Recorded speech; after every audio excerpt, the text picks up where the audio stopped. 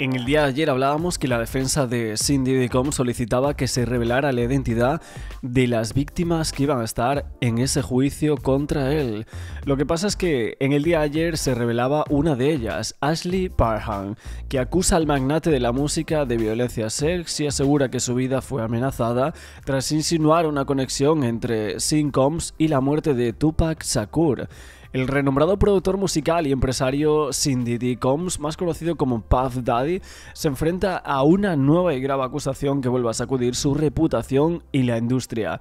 Ashley Parham, una mujer que afirma haber sido agredida sexualmente por Combs en el año 2018, presenta una nueva demanda en la que también relaciona al rapero histórico Tupac Shakur, uno de los crímenes más notorios en la historia del hip hop. Parham asegura que en marzo de 2018, después de insinuar que Diddy podría haber estado involucrado en la muerte de Tupac, fue víctima de una brutal agresión sex. Según su relato, la situación se tornó aterradora luego de una llamada por FaceTime entre ella, un amigo en común y Combs. Durante la conversación, el magnate de la música habría reaccionado con furia a los comentarios sobre el fallecido rapero, amenazando a Parham y a su familia con terribles represalias. Lo que comenzaba como una salida social con un conocido en un bar en California terminaba en una serie de eventos que Parham describía como una pesadilla. Tras la llamada con Combs, ella fue llevada a una casa donde fue sometida a distintas agresiones físicas y sex, según su relato. Un relato en el que la demandante describe un ambiente de amenaza constante, con la presencia de guardaespaldas por todos lados y otros hombres que participaban en el ataque. Parham también menciona en su demanda a Christina Corran, quien trabajaba como jefa de personal de Diddy en aquel momento. Según su testimonio, Corran no solo presenció parte del ataque, sino que incluso había amenazado a la víctima con hacerla desaparecer. Se intentaba hablar sobre lo que había ocurrido.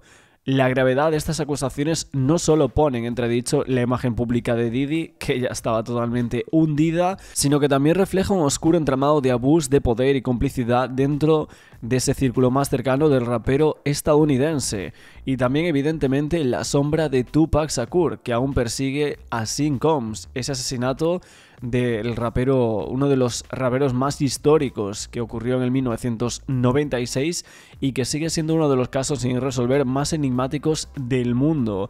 Hay que decir que, aunque no se presentaron cargos formales contra Combs, siempre se le estuvo relacionando en algunos medios de comunicación e incluso la familia de Tupac llegó a alimentar los posibles rumores que habría sobre esa implicación o supuesta implicación que habría circulado durante muchos años. Y es ahora cuando Parham sostiene que su vida estuvo en peligro desde el día de la agresión y que tanto ella como su familia han sido objeto de amenazas para mantener su silencio. En su demanda, además de pedir justicia por los crímenes cometidos, exige una compensación de $50 millones por los daños sufridos. El equipo legal de Combs niega rotundamente las acusaciones, las califica de falsas y parte de una campaña para manchar la reputación del productor. Sin embargo, esta demanda es solo una de las muchas en la creciente lista de alegaciones contra él, relacionadas con casos de agresión sex, abuso de poder, y es que en el pasado Combs ha enfrentado varias denuncias similares, pero ninguna había involucrado una conexión directa con el crimen de Tupac. He would be the third person to rape her. This is vaginal, not anal. And she decided not to name him. When she decided to keep Diddy out of these subsequent police reports because she feared that Diddy could have a grave effect on her life, she didn't mention Doe number. It's not in the complaint. I'm not sure if it's a mistake. In the complaint, she just talks about Shane and I believe KK, but doesn't mention Doe number one. It stood out to me because I thought Doe number one was the one who said he was an undercover cop, and no undercover cop would ever take part in a gang rape, you know? I don't know if you know too many undercover cops, and they pretty much do anything when they are infiltrating a mob or a mafia. I'm sure you probably heard stories of other undercover cops who engaged in murder. Okay, I'll give you that. Let's say he did. Ariel? Yes. I'll give you that. Okay, I'll give you that. Let's say this guy who identified himself as an undercover cop, and maybe he was and maybe he wasn't, did take part in the attack. Why didn't she name him to the subsequent policing agencies, the Walnut Creek, and then I'm trying to remember what the last one was. There was a third agency that she reported and decided to withhold Diddy's. Orinda. Yeah, Orinda. She didn't name to Walnut Creek or Orinda, Doe number one, but he was clearly in her complaint part of the rape. So she didn't name anybody who was a part of Diddy's entourage. She didn't name KK. She didn't name the other Jane Doe. So she literally omitted everybody who was a part of Diddy's entourage who showed up that day, the getaway driver. So it doesn't not make sense to me. It makes complete sense. She omitted all of them out of the group. Because then to bring in... No, here, I'm going to read it for you. Ariel, sorry, I just found it again. Plaintiff only told Walnut Creek police about the assault from defendants Shane and Doe number two. That's from the complaint. I'm just taking her words and your words. No, I'm not. I just said she omitted all of the individuals who showed up with Diddy. She omitted defendant KK. She omitted the defendant who's listed as a Jane Doe. And she also omitted... But they didn't rape her. Doe one. Yes. According to her, she was raped by Doe number one and she was not reported to the police. Muchos medios de comunicación el día de ayer daban un dato bastante horrible diciendo que en realidad nunca se había encontrado los aceites para bebés, que eso era una invención de los medios de comunicación, que en realidad lo que se había encontrado era mucho GHB, una sustancia que dicen que además de manipular bebidas con distintas sustancias como lo sería esto, pues el fundador de Bad Boy Records, o sea, Sin Diddy Combs, estaba acusado de utilizar lociones y aceites corporales con GHB. En este caso diciendo que se absorbían a través de la piel de sus víctimas, que se ponían esos aceites que les parecía totalmente normal haberlo hecho, pero que esto realmente facilitaba las supuestas agresiones. La denuncia sugería que ese método formaba parte de su estrategia calculada para explotar y para dañar a otros. Unas afirmaciones que siguen a la reciente redada en las casas de Combs en Miami y en Los Ángeles. Durante aquella redada, los agentes federales supuestamente habían descubierto más de 1000 botellas de aceite para bebés y otros lubricantes. Pero hay que decir que ahora se comenta que en realidad todo era para mezclar, ¿no?, esas sustancias, y es que una de las 6 demandas presentadas el lunes 14 de octubre se afirmaba que el magnate Diddy Combs de la música había caído en desgracia, pero que adoraba especialmente el Roif, un potente sedante para incapacitar a sus víctimas y cometer esos atroces actos no consentidos, como así se describen las muchas denuncias. Cabe destacar que otra demanda presentada al día siguiente, el 15 de octubre, justo lo que estábamos comentando, por Ashley Parham, que había afirmado que Diddy la había rociado también con este aceite de bebé antes de liderar su viol en grupo como venganza en el año 2018. Despite the fact that he was one of the rapists. We're having a disconnect right here because I'm trying to explain to you. To me, it makes sense, and her explanation makes sense because she didn't mention anybody. She didn't mention anybody from Diddy's camp. She didn't mention Doe 1. She didn't mention Diddy. She didn't mention anybody. No, she did. To the police. Your complaint 100% says, I'm reading your words, plaintiff told Walnut Creek police about the assault from defendants Shane and Doe number 2. But it doesn't mention Doe number 1. And I just don't know why. I understand why she's omitting Diddy if she fears reprisal, but no mention of Doe number 1. So if you want me to bring you some insight, I'm trying to do that. Because to talk about Doe number 1 is to talk about Diddy. To talk about defending KK is to talk about Diddy. To talk about the Jane Doe is to bring up Diddy. So it's no way she could bring up Doe number 1 without it leading back to Diddy in some way, shape, or form. So, because that was a person who came with Diddy, who came to the to the house, ready to party. And she mentions Doe number 2 and Shane. Okay, listen, I have one more big important question for you, Ariel, and I'm very appreciative that and I have to ask hard questions because, you know, when there are so many accusations, I have to do this, and I'll tell you, I'm nothing compared to Diddy's lawyer. He's hiring his dream team, and you know that every, comma is going to get picked apart.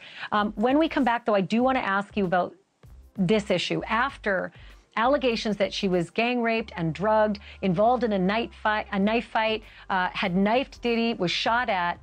Why did the accuser decide to go back to the scene of the actual crime that she did? La famosa Sharon Osbourne estuvo ayer en un medio de comunicación para la Fox, estuvo hablando y dijo que no sabía nada sobre el supuesto lado oscuro de Sin Diddy Combs y el cómo había caído en desgracia. Dijo, nunca conocí ese lado de él.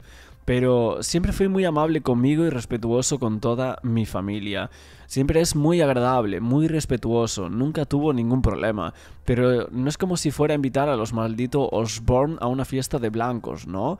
Así que, ¿sabes a qué me refiero? Mundos diferentes y todo eso. No me sorprende, en este caso, lo que ha pasado. Existe ese dicho, ya sabes, de que se dice que donde hay mucho poder, hay mucho dinero, atrae a muchos pervertidos. Y ellos creen que pueden hacer lo que quieren, porque tienen el poder. No me sorprende en absoluto. También hay una acusadora de Jeffrey Epps que afirma que Diddy pensó que era invencible justo antes de la investigación por tráfico sex, así como lo habría dicho ahora mismo Osborne, como se estaba contando en Fox News. El multimillonario y chico malo del hip hop Sin Diddy Combs había sido comparado con el fallecido Jeffrey, que sabemos que enfrentó acusaciones tan o más graves como ahora lo está enfrentando Diddy, pero evidentemente hay ciertas personas, como por ejemplo Lisa Phillips, que había dicho que Jeffrey no era un secreto público. Jeffrey estaba en la sombra. Solo algunas personas sabían lo del tráfico. Era muy inteligente, mucho más inteligente que Sean Combs, mucho más que él. Phillips, que ahora trabaja como cazatalentos en Select Models en Los Ángeles, decía que en él su objetivo era crear conciencia sobre la trata de personas. También hablaría con otras sobrevivientes en los próximos episodios. Phillips afirmaba a Fox News que durante años hubo rumores sobre el supuesto comportamiento de Diddy, rumores que dijo que eran bien conocidos dentro de la industria de la música. Ella comentaba, cuando era modelo a principios de los años 2000, sabía todo sobre las mujeres maltratadas por Combs. Oíamos hablar de ello, la gente hablaba de ello. Creo que él simplemente pensaba que era Dios y que estaba por encima de todo, que no le iba a pasar nada. Phillips señalaba que Combs y Epstein se movían en círculos muy diferentes, pero afirmaba que el modus operandi era el mismo.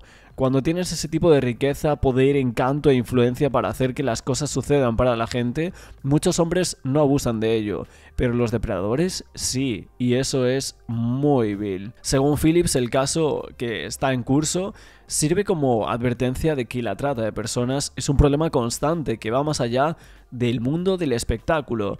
Se llevan a estas jóvenes y fingen que les están haciendo un favor, pero no, las están enviando a sus amigos, a socios y otras personas poderosas y depravadas. La víctima piensa, vaya, voy a conocer a fulano de tal, pero no, te están enviando para que abuses de ella, para esa satisfacción sex de otra persona. Te están traficando, te están subiendo a un avión o te están enviando un Uber, lo que sea, pero te están enviando a otra persona.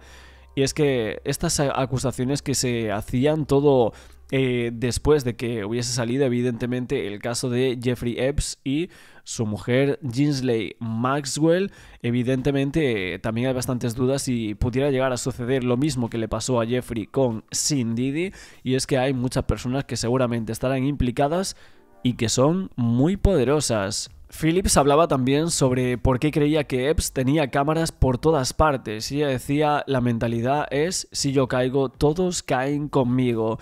Y algo pudo haber pasado también así en el caso de Diddy. Decía, creo que Jeffrey lo hizo porque tenía una conexión mucho más profunda con políticos y personas muy poderosas que abusan de mujeres jóvenes. Creo que Jeffrey Epps lo hizo más bien para protegerse a sí mismo.